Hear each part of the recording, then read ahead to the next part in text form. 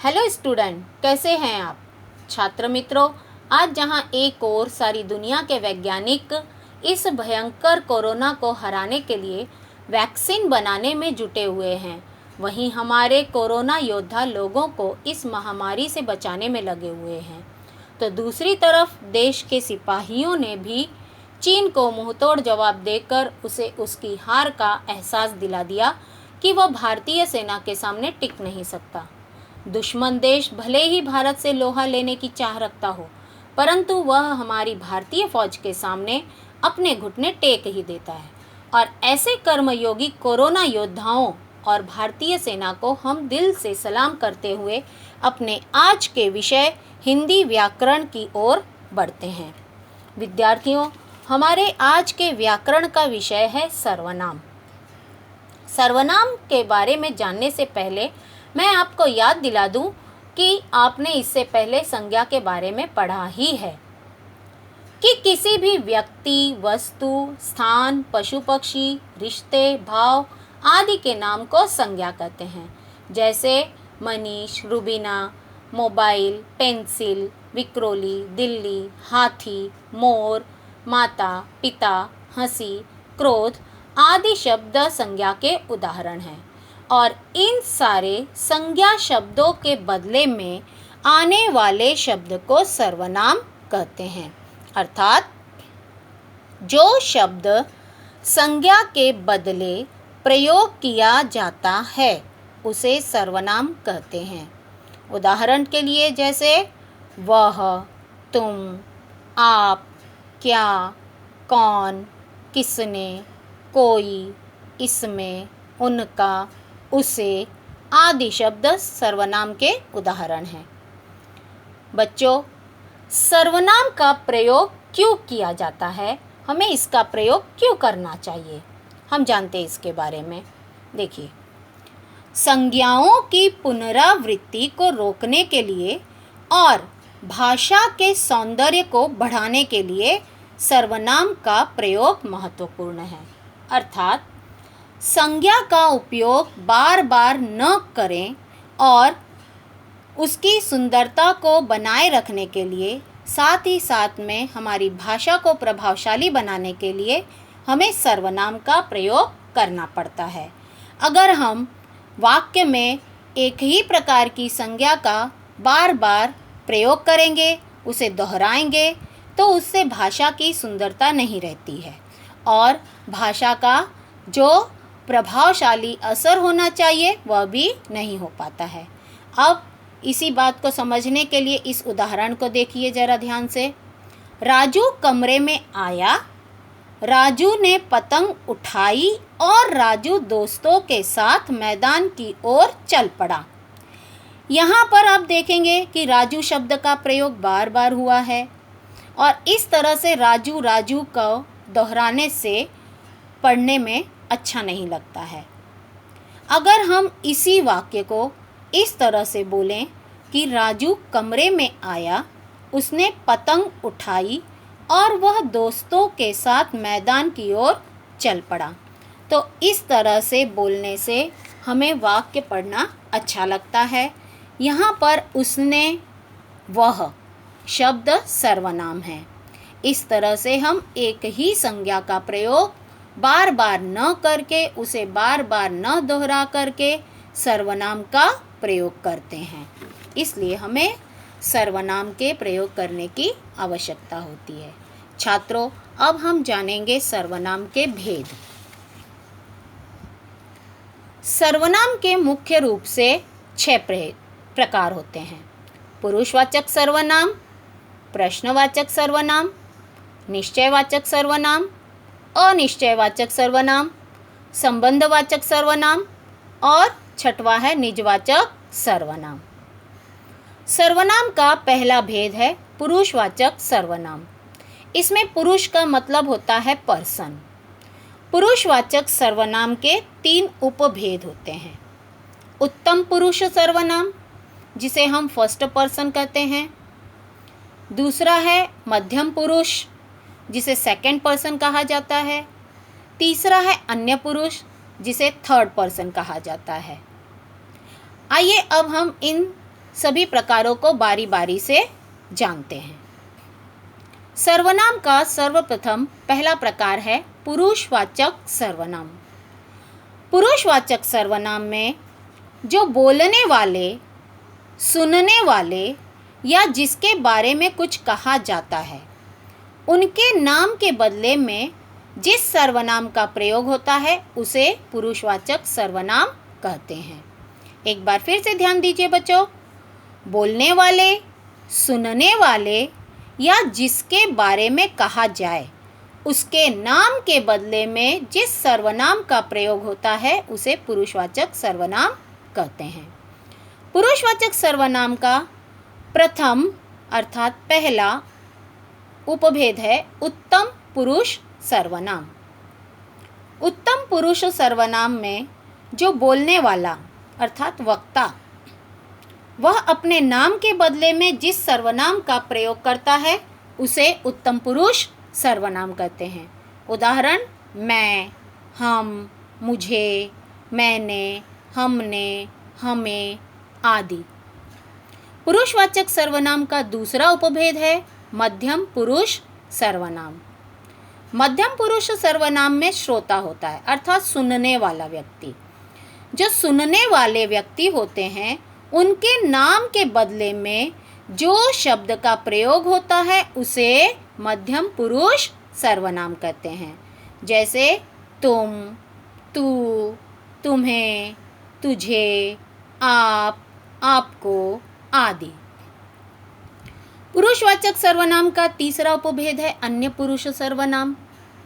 अन्य पुरुष सर्वनाम अर्थात जिसके बारे में कुछ कहा जाता है अर्थात उसे अन्य पुरुष कहा जाता है, थर्ड पर्सन होता है, और उसके नाम के बदले में जिस सर्वनाम का प्रयोग होता है उसे कहा जाता है अन्य पुरुष सर्वनाम। जैसे वह, वे, उसे, उन्हें, उसने, उन्होंने, इसे, इसमें आदि। इस तरह से हम देखते हैं कि पुरुषवाचक सर्वनाम में बोलने वाला अर्थात वक्ता, सुनने वाला अर्थात श्रोता या जिसके बारे में कुछ कहा जाए उसके नाम के बदले में जो सर्वनाम का प्रयोग हो उसे पुरुषवाचक सर्वनाम कहते हैं। पुरुषवाचक सर्वनाम में पहला उपभेद होता है उत्तम पुरुष सर्वनाम, दूसरा मध्यम पुरुष सर्वनाम, तीसरा अन्य पुरुष सर्वनाम। बच्चों अब यहाँ पर देखिए कुछ उदाहरण हैं। जैसे मैंने राजेश से कहा। इस वाक्य में मैंने शब्द आया है, तो मैंने यहाँ पर से वक्ता, श्रोता या फिर अन्य पुरुष अर्थात बोलने वाला, सुनने वाला या जिसके बारे में कुछ कहा जा रहा है, इन तीनों में से किसी एक का उदाहरण है। जी हाँ, आपने बिल्कुल ठीक पहचाना। मैंने यहाँ पर उत्तम पुरुष सर्वनाम है। दूसरा वाक्य देखिए, वह दुबई में रहता है।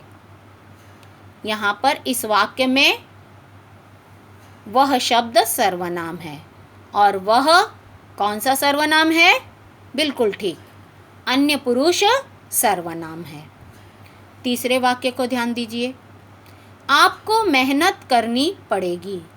इस वाक्य में आपको शब्द जो है मध्यम पुरुष सर्वनाम है। तो छात्रों, यहाँ पर हमने देखा कि पुरुषवाचक सर्वनाम में तीन उपभेद के आधार पर उसके प्रकारों को जानते हुए हमने यहाँ पर वाक्य में उनमें रेखांकित करके पहचान लिया है।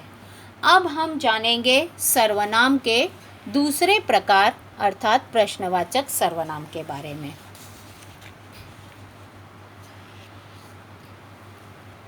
सर्वनाम का दूसरा प्रकार प्रश्नवाचक सर्वनाम। जिस सर्वनाम से किसी के बारे में प्रश्न पूछा जाता है उसे प्रश्नवाचक सर्वनाम कहते हैं। अर्थात जहाँ पर प्रश्न पूछने के लिए प्रश्न शब्दों का प्रयोग होता है उसे प्रश्नवाचक सर्वनाम कहा जाता है।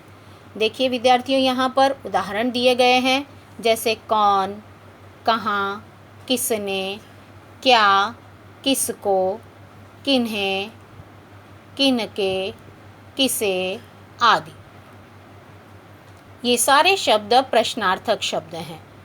तो प्रश्नवाचक सर्वनाम में जिस सर्वनाम से प्रश्न पूछा जाता है उसे प्रश्नवाचक सर्वनाम कहते हैं। आइए अब हम देखते हैं इन दिए गए वाक्यों में प्रश्नवाचक सर्वनाम का प्रयोग कैसे हुआ है, कैसे उसे हम ढूंढते हैं। जैसे पहला वाक्य दिया गया है, पत्र में क्या लिखा है। यहाँ पर प्रश्नवाचक सर्वनाम है क्या। ट्रेन कब आएगी। इस वाक्य में कब शब्द प्रश्नवाचक सर्वनाम है। पिताजी कहाँ गए थे। यहाँ पर कहाँ शब्द प्रश्नवाचक है। दरवाजा किसने खटखटाया। किसने यहाँ पर प्रश्नवाचक सर्वनाम है।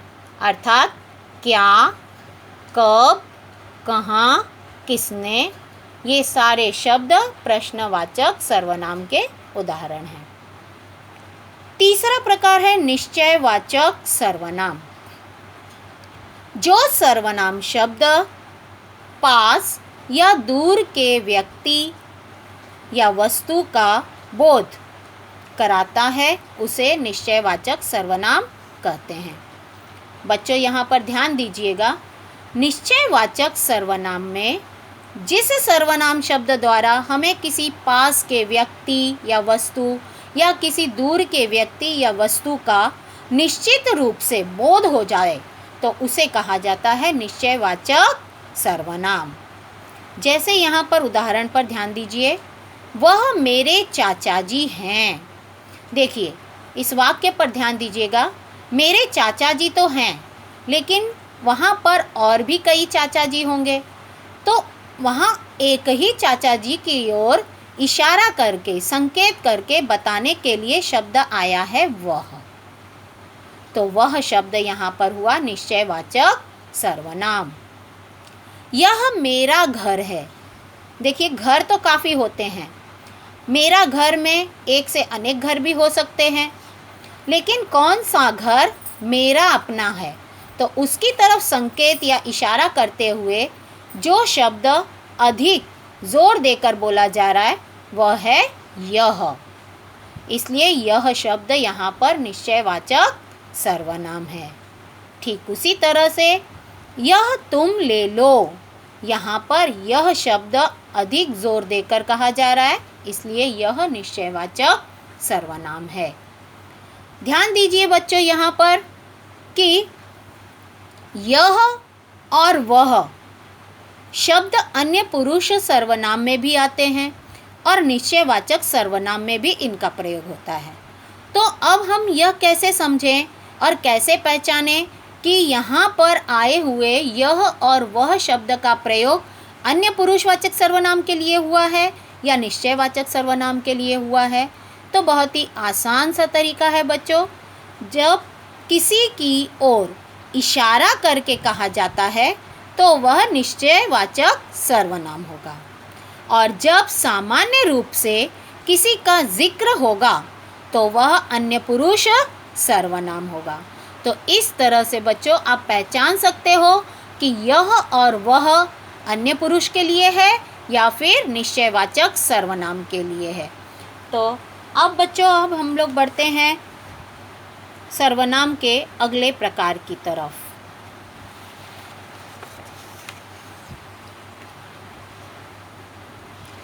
सर्वनाम का चौथा प्रकार है अनिश्चयवाचक सर्वनाम। जिस सर्वनाम शब्द से किसी व्यक्ति या वस्तु का निश्चित बोध नहीं होता है उसे अनिश्चयवाचक सर्वनाम कहा जाता है। ध्यान दीजिए बच्चों, निश्चयवाचक में निश्चित व्यक्ति और वस्तु का बोध होता था, यहाँ बिल्कुल उसका विपरीत कहा जाएगा, बिल्कुल उसका उल्टा सुनना है, उल्टा समझना है। देखिए, जिस सर्वनाम शब्द से किसी व्यक्ति या वस्तु का निश्चित बोध नहीं होता उसे अनिश्चयवाचक सर्वनाम कहते हैं। जैसे कोई, कुछ, कहीं, किसी आदि शब्द अनिश्चयवाचक सर्वनाम है। बच्चों, इन दिए गए शब्दों से किसी निश्चित रूप से व्यक्ति या वस्तु का पता नहीं चल रहा है, इसलिए ये अनिश्चयवाचक सर्वनाम है। छात्रों, यहाँ नीचे दिए गए कुछ वाक्य हैं। इन वाक्यों में हम अनिश्चयवाचक सर्वनाम को ढूंढेंगे। चलिए देखते हैं। पानी में कुछ गिरा है। यहाँ पर कुछ शब्द अनिश्चयवाचक सर्वनाम है, अर्थात पानी में कुछ गिरा है। क्या गिरा है उसकी हमें जानकारी नहीं हो रही है, इस तरह से यह अनिश्चयवाचक सर्वनाम है। दूसरा वाक्य देखिए, पेड़ के पीछे कोई खड़ा है। यहाँ पर कोई शब्द अनिश्चयवाचक सर्वनाम है। अचानक किसी की आवाज़ सुनाई दी। इस वाक्य में किसी शब्द द्वारा पता चलता है कि वह अनिश्चयवाचक सर्वनाम है, अर्थात निश्चित रूप से किसी व्यक्ति या वस्तु का बोध यहाँ पर नहीं हो रहा है, इसलिए कुछ, कोई या किसी शब्द अनिश्चयवाचक सर्वनाम है। चलिए देखते हैं सर्वनाम का पांचवा भेद, संबंधवाचक सर्वनाम। वाक्य में जो सर्वनाम एक दूसरे के संबंध को स्पष्ट करते हैं उन्हें संबंधवाचक सर्वनाम कहते हैं। छात्रों ध्यान दीजिए, संबंध का मतलब होता है रिलेशन बताना, एक दूसरे के प्रति संबंध को जताना, बताते हुए।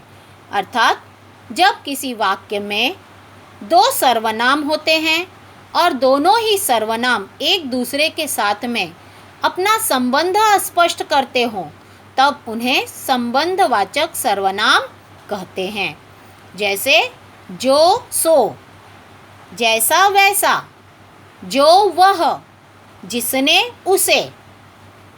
देखिए, इन संबंधवाचक सर्वनामों का प्रयोग हम वाक्य में कैसे देखेंगे, चलिए देखते हैं।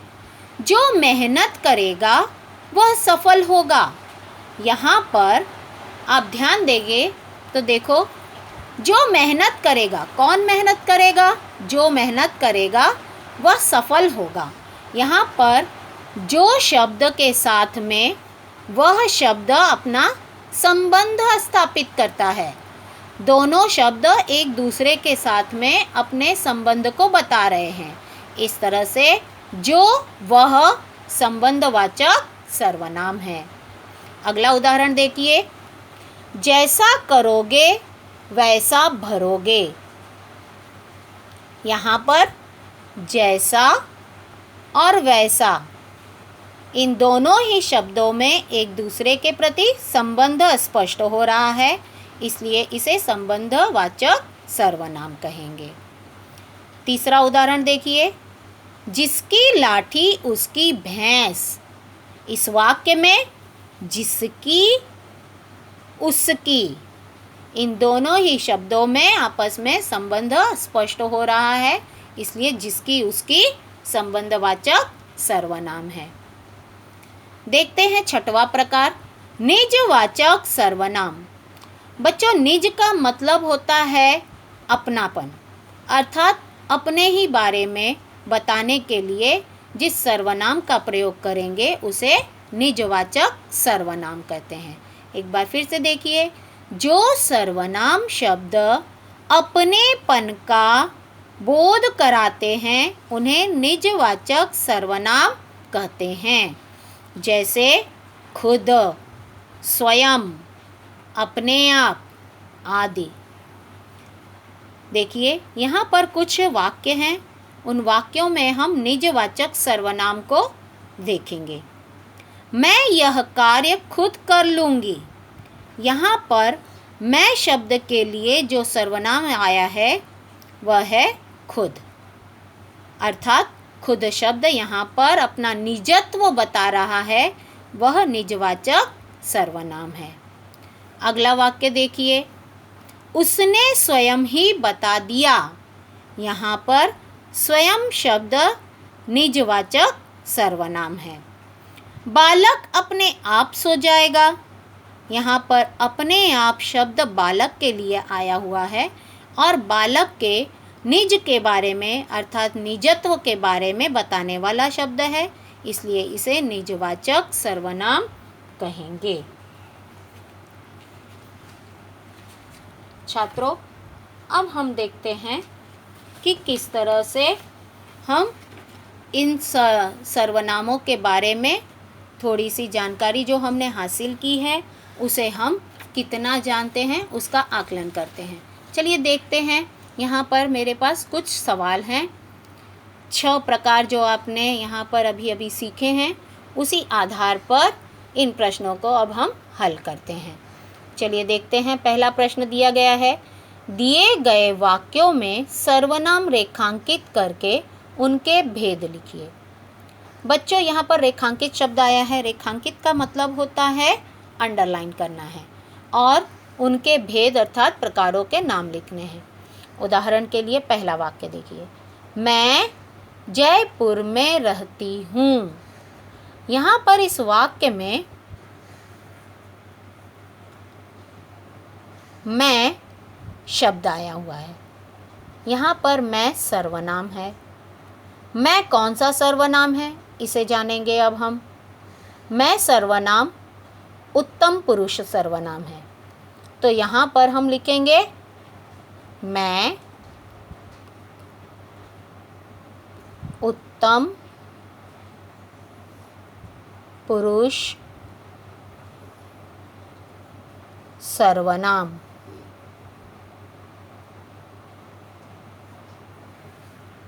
समझ में आया बच्चों? देखिए, अब हम अगले वाक्य की ओर बढ़ते हैं। हमारा अगला वाक्य है, गिलास किसने तोड़ा है। इस वाक्य में किसने शब्द सर्वनाम है। अब किसने शब्द कौन से प्रकार में आएगा तो इसे जानते हैं हम। लिखेंगे किसने प्रश्नवाचक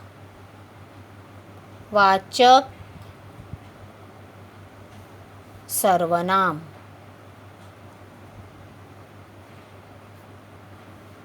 चलिए तीसरा वाक्य देखिए, शायद दूध में कुछ गिर गया है या गिरा है। ठीक है, इस वाक्य में कुछ शब्द आया हुआ है। कुछ सर्वनाम है।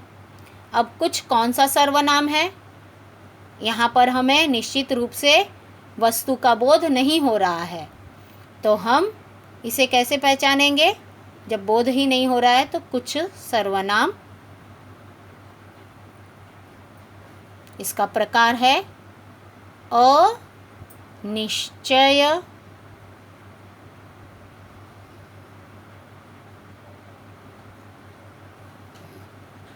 वाचक सर्वनाम। चलिए बच्चों चौथा देखते हैं, तुम कौन हो। अब देखिए यहाँ पर एक ही वाक्य में 2 सर्वनाम शब्द आए हैं, तुम और कौन। तो अब सबसे पहले हम तुम लिखेंगे। तुम सर्वनाम कौन सा है? जी हाँ, सही पहचाना, मध्यम पुरुष सर्वनाम।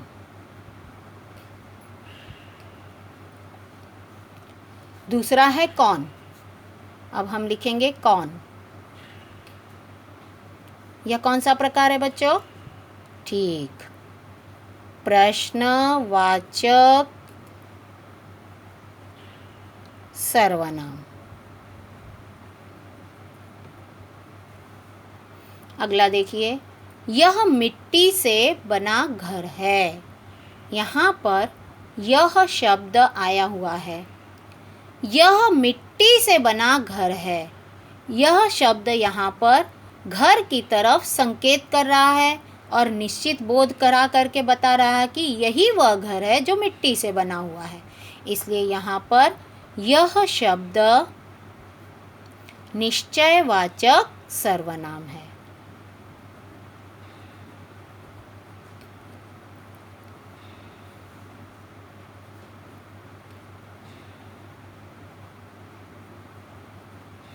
चलिए बच्चों देखिए आखिरी वाक्य, राजेश स्वयं भोजन बना लेता है। यहाँ पर अपने निज के बारे में अर्थात निजत्व को बताने वाला शब्द आया है स्वयं। तो यहाँ पर स्वयं प्रकार का नाम हो जाएगा निज वाचक सर्वनाम।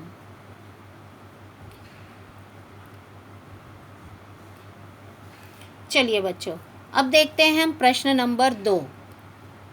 कोष्ठक में से उचित सर्वनाम चुनकर रिक्त स्थानों की पूर्ति कीजिए। यहाँ पर कोष्ठक यानी ब्रैकेट में कुछ शब्द दिए गए हैं लाल शब्दों में और नीचे कुछ रिक्त स्थानों के वाक्य दिए गए हैं। अब इन रिक्त स्थानों में हमें उचित सर्वनाम शब्दों को भरकर वाक्य पूर्ण करना है। चलिए देखते हैं पहला वाक्य, डैश अच्छा नागरिक बनना है। तो यहाँ इनमें से एक शब्द आएगा, क्या आ जाएगा? सही, बिल्कुल ठीक पहचाना, मुझे अच्छा नागरिक बनना है। मैं डैश चली जाऊंगी, मैं खुद चली जाऊंगी। यह कमरा डैश है, यहाँ पर से हमें ढूंढना है यह कमरा किसका है।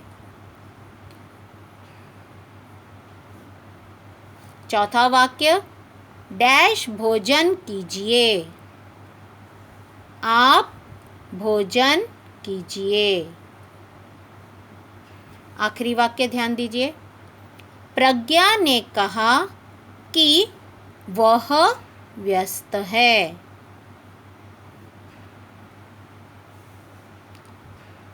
देखिए बच्चों, अभी आपने देखा कि किस तरह से हमने सर्वनाम के प्रकार पढ़े, सर्वनाम के 6 भेद अच्छी तरह से जान लिए और साथ ही उनका मूल्यमापन करते हुए हमने कुछ सवालों को भी यहाँ पर हल किया है। तो बच्चों, आपने सर्वनाम के बारे में जो जानकारी ली है, अगर आपको उसमें कुछ भी थोड़ी सी भी दिक्कत होती है तो आप इस वीडियो को फिर से दोबारा देखिए और उसके बारे में अच्छी तरह से जान लीजिए। अब हम अगले उस विषय को पढ़ेंगे, तब तक के लिए धन्यवाद।